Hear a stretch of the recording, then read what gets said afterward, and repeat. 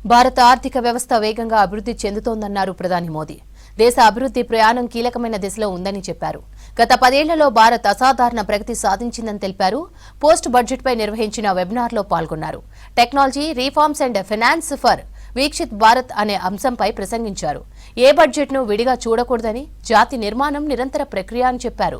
2047 నాటికి అభివృద్ధి చెందిన భారత్ను నిర్మించడమే ప్రతి సంస్కరణ లక్ష్యమన్నారు ప్రధాని మోదీ. बजट की प्रभावशीलता का आकलन भी ठोस पैरामीटर्स पर किया जाना चाहिए। ऐसी नीतियां जो इंफ्रास्ट्रक्चर का विस्तार करें, जो क्रेडिट के प्रवाह को आसान बनाएं, जो ईज ऑफ डूइंग बिजनेस बढ़ाएं, जो गवर्नेंस में ट्रांसपेरेंसी बढ़ाएं, जो जनता का जीवन आसान बनाए, उनके लिए नए नए अवसर बनाएं। बजट में इससे जुड़े निर्णय ही अर्थव्यवस्था को स्थायी मजबूती देते हैं।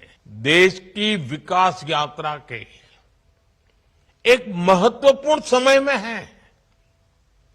ये वो समय है जब हमारी अर्थव्यवस्था तेज गति से आगे बढ़ रही है और साथ ही भारत पिछले एक दशक में भारत ने असाधारण रेजिलियंस दिखाई है और ये संयोग से नहीं आई है।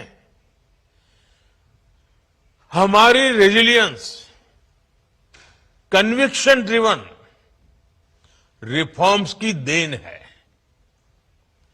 हमने प्रोसेसेस को सरल किया है, ईज ऑफ डूइंग बिजनेस को बेहतर बनाया है, टेक्नोलॉजी लेड गवर्नेंस का विस्तार किया है, इंस्टीट्यूशंस को मजबूत किया है और आज भी ये देश रिफॉर्म एक्सप्रेस पर सवार है। इस मोमेंटम को बनाए रखने के लिए हमें न केवल पॉलिसी इंटेंट पर ध्यान देना है, बल्कि डिलीवरी एक्सीलेंस पर भी फोकस करना है। रिफॉर्म्स का मूल्यांकन घोषणा से नहीं, बल्कि जमीनी स्तर पर उनके प्रभाव से होना चाहिए। हमें एआई, ब्लॉकचेन और डेटा एनालिटिक्स का व्यापक उपयोग कर ट्रांसपेरेंसी, स्पीड और अकाउंटेबिलिटी बढ़ानी होगी और साथ ही ग्रीवेंस रिड्रेसल सिस्टम से इंपैक्ट की निरंतर मॉनिटरिंग भी करनी होगी।